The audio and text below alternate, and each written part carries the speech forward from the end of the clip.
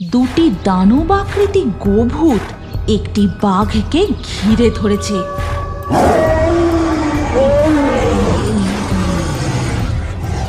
আজ যেন শিকারী নিজেই শিকারে পরিণত হতে চলেছে।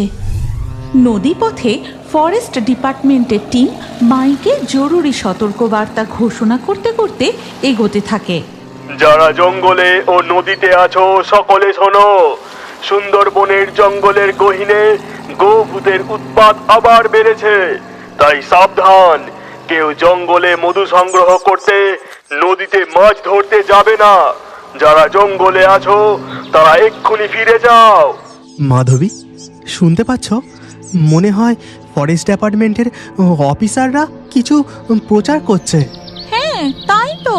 ভালো করে শোনো তো কি বলছে। সকল সুন্দরবনবাসী ও মৎস্যজীবী মাঝিদের উদ্দেশ্যে ঘোষণা করা হচ্ছে যে গভীর অরণ্যে গোভূতের উৎপাত আবার বেড়েছে, তাই যারা জঙ্গলে মধু সংগ্রহ করতে গেছো তারা এক্ষুনি বাড়ি ফিরে যাও। হরিণ ভাঙা নদী ও কালিন্দির খাঁড়িতে মাছ ধরতে যাওয়া এখন বন্ধ থাকবে। শুনছো কি বলছে? এই জঙ্গলে নাকি গোভূতের উৎপাত আবার বেড়েছে। এখন কি হবে? মধু কাটতে বেইরে যখন পড়েছি, তা মধু না নিয়ে কেমনে বাড়ি যাই বলো? চলো চলো, কিচ্ছু হবে না। আজ না হয় একটা মৌমাছির চাক ভেঙে ফিরে যাব। এই বলে কালু ও তার স্ত্রী মাধবী ফরেস্ট ডিপার্টমেন্টের সতর্কবার্তা উপেক্ষা করেই জঙ্গলের আরো গভীরে প্রবেশ করে। কই গো মাধবী, আমরা তো অনেকটা ভেতরে চলে এসেছি। এখানেও মৌমাছির চাকের কোনো চিহ্ন নেই। এত দূর যখন এসেই পড়েছি, আর একটু চলো না। আমার মন বলছে আর কিছুটা গেলেই আমরা ঠিক মৌমাছির চাক পাবো। কালু ও মাধবী জঙ্গলের আরো গভীরে প্রবেশ করতেই তারা গাছের ডালে একটি মৌমাছির চাক দেখতে পায়। তোমাকে বলেছিলাম না, আর একটু গেলেই আমরা ঠিক মৌমাছির চাক দেখতে পাবো। হ্যাঁ হ্যাঁ, কিন্তু এই বিদঘুটে পচা গন্ধটা কোত্থেকে আসছে? উফ, বাবারে বাবা, এখানে যে টেকা দেয়। আরে বাবা, নাকটা ঢাকা দিয়ে তাড়াতাড়ি কাজে লেগে পড়ো। কালু গাছে ওঠবার প্রস্তুতি নিচ্ছিল, এমন সময় তারা শুনতে পায়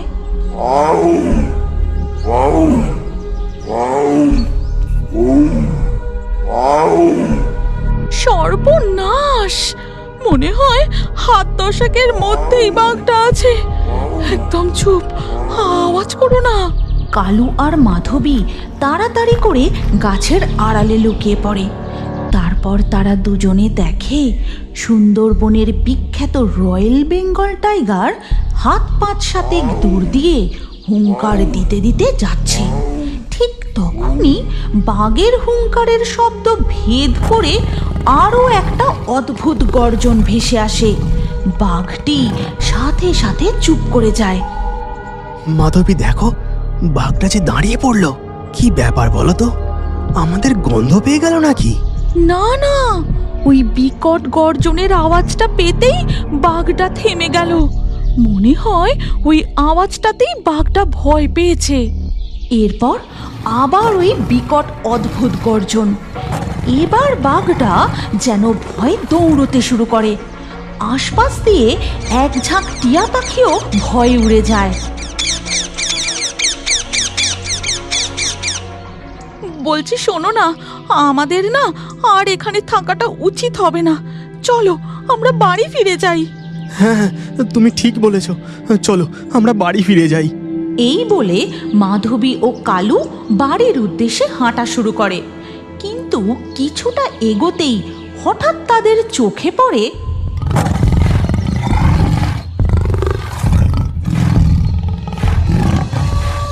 দুটি দানব আকৃতি গোভূত একটি বাঘকে ঘিরে ধরেছে।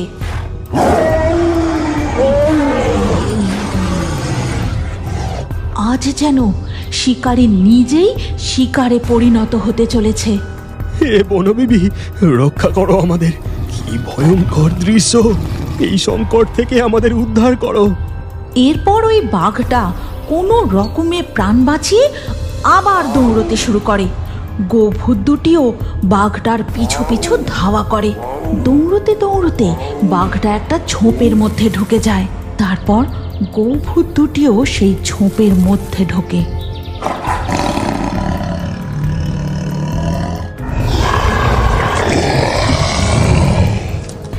মুহূর্তের মধ্যে সব শান্ত। তারপর হঠাৎ শোনা যায়,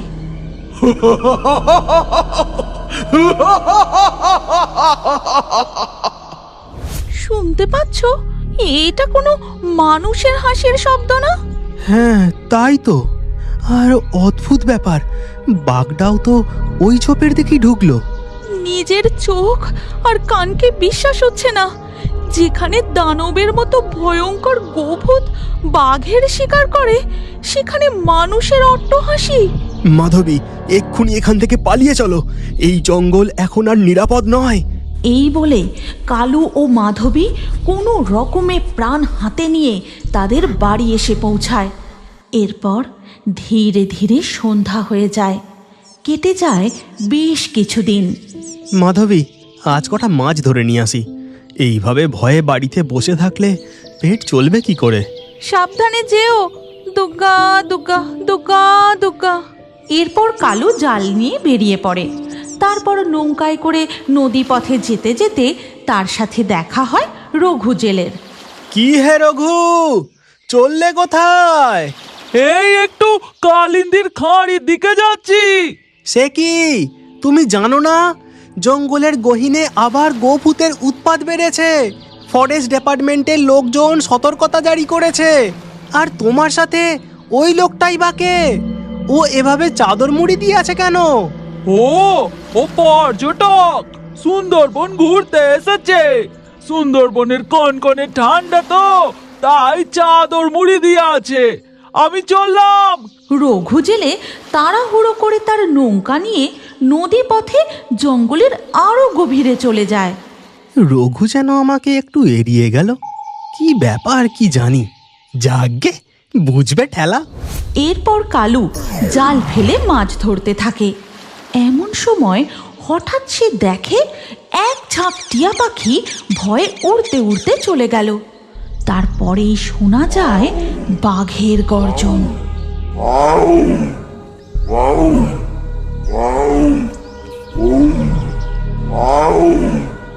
দুটি বাঘ নদীর জলে সাঁতরাতে সাঁতরাতে এপারের জঙ্গলে উঠে পড়ল। সর্বনাশ! এইদিকে তো কিছুটা দূরেই গ্রাম, জনবসতি এলাকা। তবে লোকালয়ের ভয়ে এই দিকে তো কখনো বাঘ আসে না। না না, আমি তাড়াতাড়ি যাই। ফরেস্ট অফিসারদের এই খবরটা দিতে হবে। এরপর কালু তার নৌকা নিয়ে পাড়ের দিকে যায়। তারপর সে দৌড়াতে দৌড়াতে ফরেস্ট ডিপার্টমেন্ট অফিসারদের কাছে গিয়ে বাঘ দুটির কথা জানায়। বাবু, সর্বনাশ হয়ে গেছে। দুটো বাঘ সাঁতরে এপারে চলে এসেছে। তাই নাকি? ঠিক আছে, আমরা এক্ষুনি রেস্কিউ টিম পাঠাচ্ছি। তোমাদের চিন্তা নেই। কালু সেখান থেকে বাড়ির দিকে চলে যায়। এর কিছুক্ষণের মধ্যেই ফরেস্ট ডিপার্টমেন্ট অফিসাররা বাঘ দুটিকে সুরক্ষিতভাবে রেস্কিউ করে নিয়ে আসে। স্যার, মনে হচ্ছে বাঘ দুটি কোনো কারণে খুব ভয় পেয়েছে। ভয়ে জঙ্গলের গভীর থেকে বেরিয়ে এই দিকে চলে এসেছে। স্যার, আরেকটি খারাপ খবর আছে। আমাদের সমীক্ষা টিম জানিয়েছে গত এক সপ্তাহে 5টি বাঘ মিসিং। আমার সন্দেহটাই তাহলে ঠিক। সুন্দরবনের গভীর অরণ্যের মধ্যে কিছু তো একটা ভয়ঙ্কর ষড়যন্ত্র চলছে। আমাদের সেই ব্যাপারটাই তদন্ত করতে হবে। এরপর দিন গড়িয়ে বিকেল হয়ে যায়, আর ওদিকে সুন্দরবনের গভীর অরণ্যে যা, এবার তুই ফিরে যা। আর শোন, সুন্দরবনের বাগানে যদি নতুন কোনো গরু পড়ে তাহলে আমাকে খবর দিস। আমার সেনা দল আরো বাড়াতে হবে। যথাজ্ঞা তান্ত্রিক মশাই, এবার তবে আমি চললুম। এরপর রঘু তার নৌকা নিয়ে নদী পথে গ্রামের দিকে ফিরতে থাকে।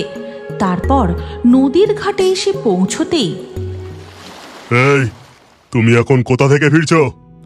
জঙ্গলের গভীরে যাওয়া এখন বারণ, তুমি জানো না? অফিসার বাবু, আমি বেশি দূর যাইনি, এই কাছেই মাছ ধরতে গেছিলুম। কিন্তু আপনারা এই সময় গ্রামের ঘাটে, কিছু বিপদ হয়েছে বাবু? আজ দুপুরে লক্ষ্মীকান্ত নামের এক জেলে দুটি পর্যটককে নিয়ে কালিন্দির খাঁড়ির দিকে জঙ্গলে গেছে। তারা এখনো ফিরে আসেনি। ওইদিকে এখন রেড অ্যালার্ট জারি করা আছে, তারপরেও ওই দুজন পর্যটক লক্ষ্মীকান্ত জেলেকে টাকার লোভ দেখিয়ে ওখানে নাকি বাঘ দেখতে গেছে। ও তাই নাকি? তাহলে তো ভারী বিপদ বাবু। এই কথা বলে রঘু সুর করে ঘাট থেকে পালিয়ে যায় আর মনে মনে বলে, জানে না তো ওরা কার ফাঁদে পা দিয়েছে। বাঘ দেখতে যাওয়া, সে আর এতক্ষণে ওরা জীবিত নেই। ওদিকে কালিন্দির গভীর জঙ্গলে দেখা যায় ক্লান্ত তৃষ্ণার্ত দিশেহারা একটি ছেলে। তুই কোথায় গেলি সৈকত? ফিরে আয়, আমার কাছে ফিরে আয়। মাঝিটাকেও যে আর দেখতে পাচ্ছি না, নৌকাটাও এখানে খালি পড়ে আছে। যাই, ওই দিকটাই একটু খুঁজে দেখি। ওই যে দুজন পর্যটক, তাদেরই মধ্যে এ একজন যে দিশেহারা হয়ে তার বন্ধুকে খুঁজছে। সে আর কিছুটা এগোতেই দেখে এক ভয়ঙ্কর দৃশ্য। এ কি, এত গভীর জঙ্গলের মধ্যে তান্ত্রিক, আর ওর পাশে খাঁচার মধ্যে বাঘ কেন? জেগে ওঠ, জেগে ওঠ আমার সৈন্যদল, জেগে ওঠ। সাথে সাথেই নীল আলোর মতো রশ্মি জ্বলে উঠে দানবের মতো গোভূত প্রকট হয়।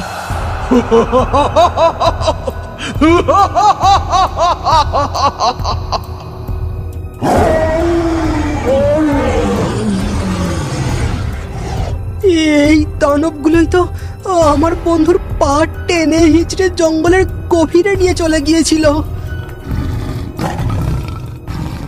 হয়তো আপনি জানেন না, আপনি যদি আমাদের গোভূতের কার্টুন চ্যানেলটি সাবস্ক্রাইব করে আপনার নাম কমেন্টে লেখেন, তাহলে আপনার নাম আমাদের কার্টুন ভিডিওতে দেখানো হয়। হ্যাঁ হ্যাঁ, সবাই জানে। এবার তুই চুপ কর, আমাকে নামগুলো বলতে দে। আজকের লাকি ড্রয়ে জেতা নামগুলি হলো তামান্না, রিমা, সুপ্রীতি, সিয়াম, হৃদয়, ফারহানা, আরফি, আব্দুল, তৈয়বা, সুজয়, হাবিব, ত্রিসা, মৌসুমি, সানানি, জুঁই।